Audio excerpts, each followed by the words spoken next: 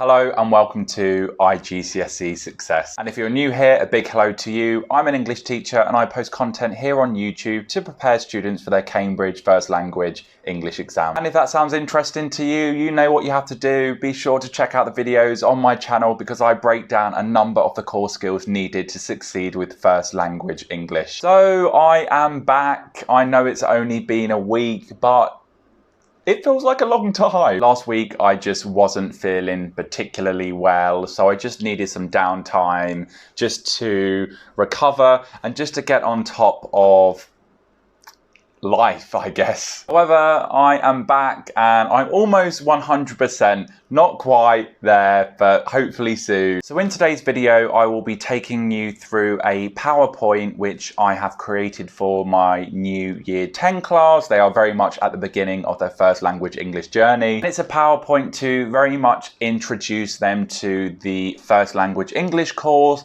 and to the skills needed to succeed with the writer's effect question. And I know lots of parents watch my channel, lots of students who are being homeschooled watch my channel. So if you are new to the First Language English course and analysing language is proving to be quite tricky, this video is very much starting at that sort of beginner entry level. And of course, I do encourage you to grab a pen and a notebook and have a go at the activities. Just pause when you are ready to complete each activity. And I really want this video to be as interactive as possible. And if you like this style of videos, do let me know in the comments. So without further ado, let's get on with today's lesson.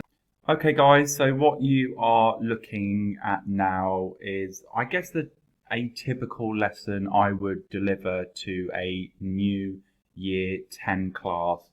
Certainly a Year 10 class new to the First Language English course, and I will no doubt deliver this exact same lesson to my Year 10s in a few weeks' time. This video will be particularly useful if perhaps language analysis is not your strongest point. So it's going to start at a very sort of beginner / entry level, which will hopefully be accessible to all of you. I very much want this video to be as interactive as possible.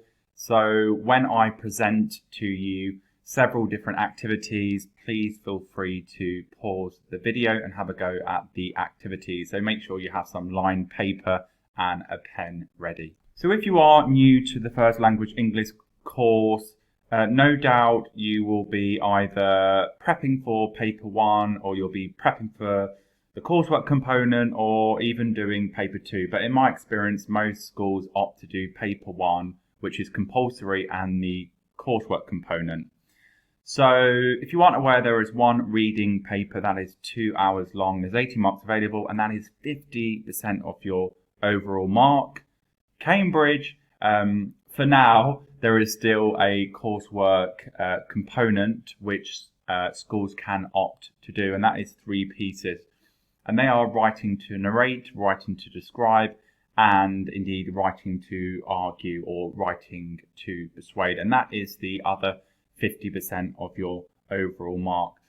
With paper 1, you will be expected to read 3 texts, not 2, they've changed it. 3 texts, and you will have to answer questions based on these texts. And of course, the coursework assesses your abilities in reading and writing. Reading skills being assessed for writing to argue, where you will have to respond to a piece of non-fiction. Okay, so today's lesson is very much going to be focusing on one of the core questions, and that of course is the writer's effect question. But there's also the summary question and the directed writing question, which is the non-fiction component to the paper. And the writer's effect question is worth 50 marks, and in my experience it is the question which students struggle with initially, particularly those students who perhaps don't do language alongside literature. Okay, so what will you have to do for the writer's effect question? You will have to read a short piece of fiction And essentially you are directed to two different paragraphs from the text, and you are required to locate at least 3 powerful words or images from each paragraph. That's 6 in total. And it's really your job to not only identify those images, but comment on the language and what the writer is trying to achieve. So moving swiftly on to, I guess, some frequently asked questions, certainly questions that I get every single year. And the first one is often, what does it mean to analyze language? And put simply, it is a process of exploring how a writer creates meaning through their language, word choices, and any stylistic choices they choose to use. And some teachers may well refer to the writer's craft in your lesson. And what you need to be aware of is that writers craft their writing for effect, okay? It's a very sort of conscious process. They are not just words on paper. They think very carefully about the language choices they use in order for there to be some sort of impact or effect on us as the reader. And the last question, the perennial question I often get from my more jaded students, shall we say, why do we have to analyze language? What is the point? And I've put here language, and hopefully you can appreciate this. It's such a powerful thing. It's colourful, it's beautiful, and it deserves to be analysed. When we read something, it doesn't matter if it's fiction or non-fiction, we form ideas, thoughts, opinions, etc. about what we've just read. And that is a natural process, if you like, and our feelings come from the language. So what Cambridge want you to do is try and get some of those thoughts and feelings down into a response, and being able to recognize, I guess, what the writer is trying to achieve through their language.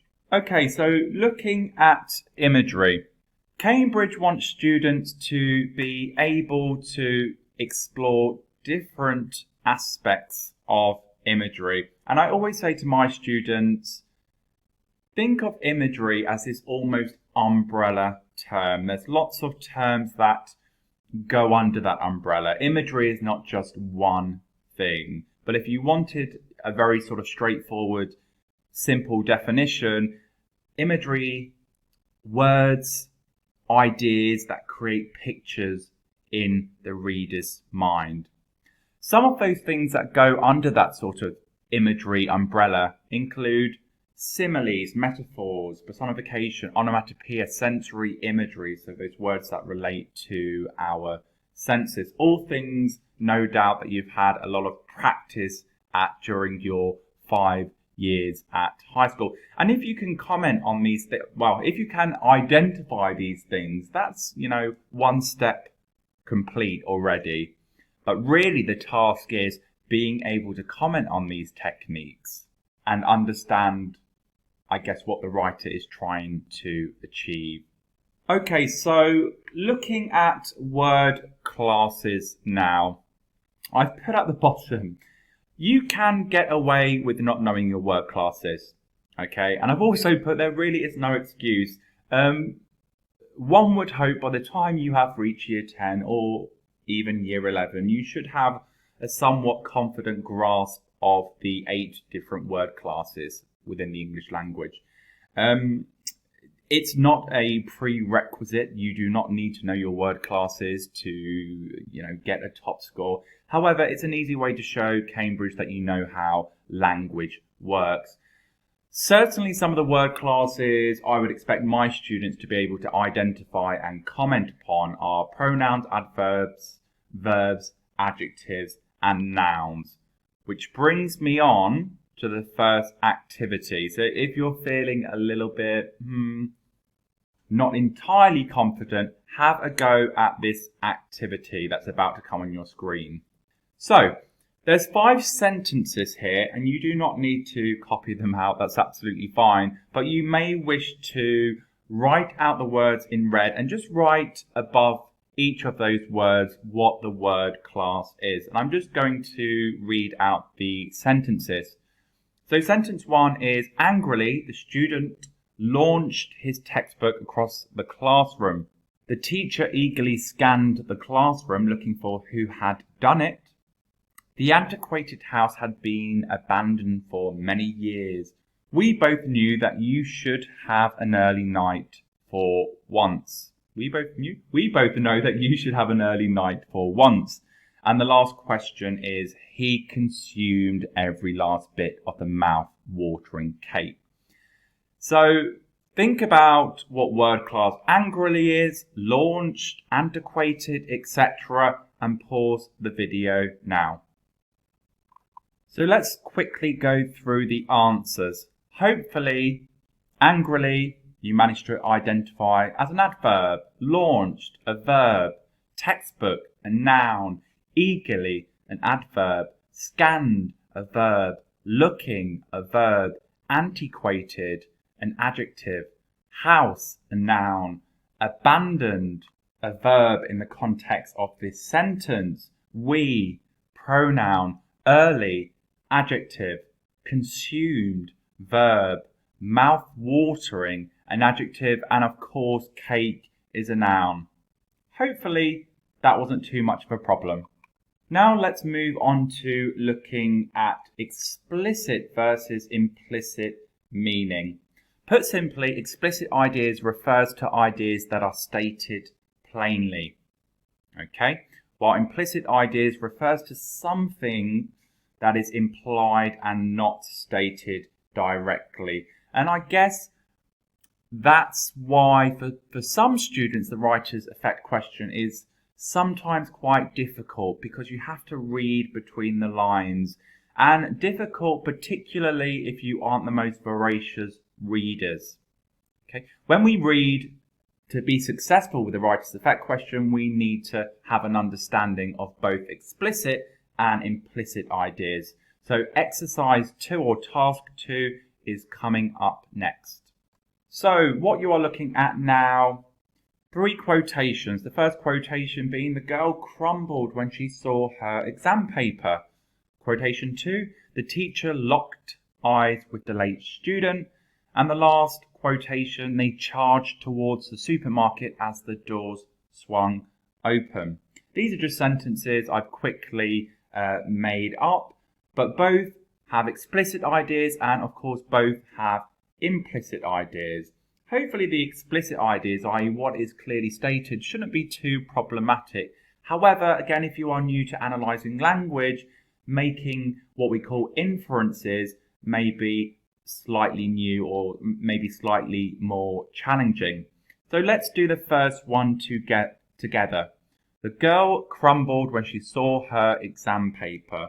Well, of course we are dealing with a girl and she has just seen her exam paper, and I guess she's just fallen down as well. Now, to be able to successfully explore what is implied, the first thing you need to do is identify any powerful words which convey meaning, and hopefully you can see that that verb crumbled conveys meaning. Now think about what that suggests about the girl's emotions and the situation she is in. Hopefully you've come to the conclusion that the girl seems quite distraught. Maybe we can infer that she hasn't received the grade that perhaps she was hoping for. Now that is language analysis at a very, very simple level. Now what I want you to do is have a go at doing that same process on your paper with these 2 quotations. So the teacher locked eyes with the late student. They charged towards the supermarket as the door swung down. So write down what is clearly stated and what is implied. So pause the video now and have a go.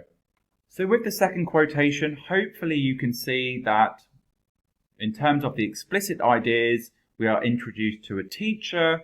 They are looking with intent at another student. We have a student, and this student has been late, we assume, for a class. In terms of what is implied, well, what is the powerful word which conveys meaning? Hopefully you've identified that verb locked. Is the implication that the teacher is quite angry